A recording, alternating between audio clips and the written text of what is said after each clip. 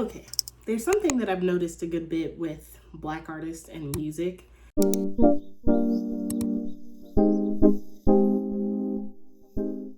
And one of those things is that everybody expects someone who listens to music or artists or in general to kind of be in this hip hop realm, right?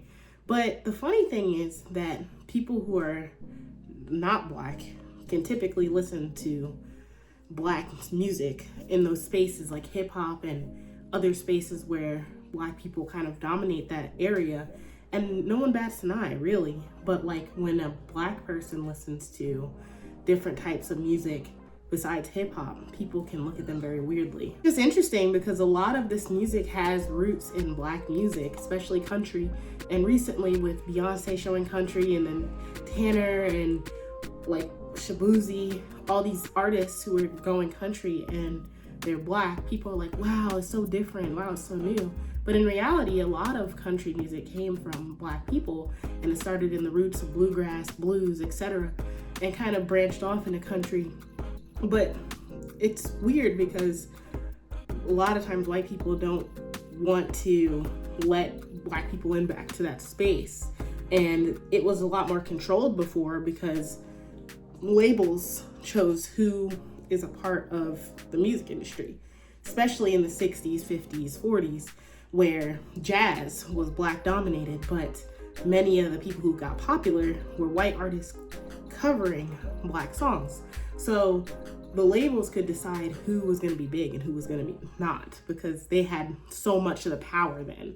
But I think now we're starting to see a modern shift where the internet is opening up more people from different races and ethnicities to music that has now been linked to white people, although it had starts in Black roots. And I'm not saying that just because it was started by Black people means it is better or whatever, or, you know, there weren't white artists that contributed to those spaces. But I'm also saying that knowing where that starts is where we start to see some respect in the music industry. A lot of Black artists who were doing house music and disco, and funk. And now a lot of music and dance, a lot of people associate with white people, but Black people started a big part of that. And now, being an artist who wants to go into dance and electronic music and making music like that, I realize that people are not used to it, and they might bring it up. Oh, you're making like dance music or electronic music like that. I wasn't expecting that. And I think it subverts stereotypes that we have on people. But in reality, we find out that a lot of Black people are listening to this kind of music, but the internet really binds us together and lets us showcase our music, and the label is not clawing on to everybody who gets out. There's still a problem, as we've seen with the Grammys and other spaces where there will be Black artists who do really well in those spaces, but they don't get the recognition. That's still very much a problem, especially with things like the Grammys or award shows. But I do think that it's a little easier now for Black artists to stand out in different genres besides hip hop or R&B, because we actually have the voice with the internet to find other people who like that kind of music.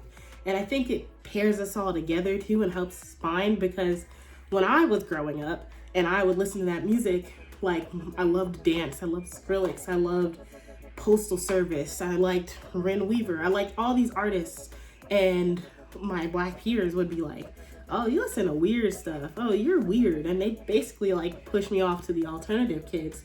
And I'm like, it's not even alternative, like it's just dance music or whatever. But we've been conditioned to believe that certain stereotypes fit something or certain genres fit a certain group or whatever, but that's not necessarily the case. Black people started in those spaces and they get pushed out when it gets popular. So now coming back into these spaces, it's gonna be weird, it's gonna be dicey, it's gonna be hairy, where people are used to seeing a certain type of face singing that type of genre or making that type of genre. But this is the time, I think, for letting the internet kind of bind these artists together and let them find their space. And that's what I'm hoping for now, as someone who's seen that experience firsthand, especially with my grandfather being a music producer, and he had won a Grammy, but never was on an award like on TV, because of the ones that are on the Grammys are not necessarily like all the categories. There's many categories, but it's one of those things where he fought to get that, and he had to create and make all these connections and network with a bunch of people to even get to that point. So it's a lot of politics, but like seeing how he had to do it and now seeing how I can, it's so different. It's totally different world. It's not necessarily label politics, although that does exist still, but you can just get DistroKid and post on SoundCloud and post on Spotify and find your voice with TikTok and YouTube and all these places. So I think this is the time for Black artists to stand back into music and spaces that they listen to, because I find that there's a lot of TikToks and videos of people realizing that they weren't the only kid that was listening to Paramore. They weren't the only Black kid in 8th grade listening to Paramore. There were others who were doing the same thing, and it kind of unites them. It gives them that nostalgic feeling of knowing that they had interest in other music, but they were either shunned for it or they assimilated because they got used to what people would say and they decided to jump into that. I'm not saying there aren't people that genuinely like hip hop. I love hip hop. I love a lot of parts of hip hop. I love 90s, 2000s. I love now. There's a lot of trap and like vibes that I like a lot with hip hop. But I also think that when people are listening to other things, that we should try and act a little less surprised when the Black kid with dreads said they like country. I think that should be something that we can kind of work on as a society. But I think it's just so interesting how many Black artists were in these spaces and had their songs literally stolen from them, like with Elvis and other groups. And even seeing that with my grandfather in his own situation, with a popular song. And so it's one of those things, like, it happens. And especially going down generations, I think that we can start to use the internet to build that community and find people that like the same stuff as us. I'm not saying that every person that you meet has to be Black that likes dance music, but it's so nice and reassuring when you do start to see other people who have the same interests that you do. So I would keep an open mind to that. See you tomorrow.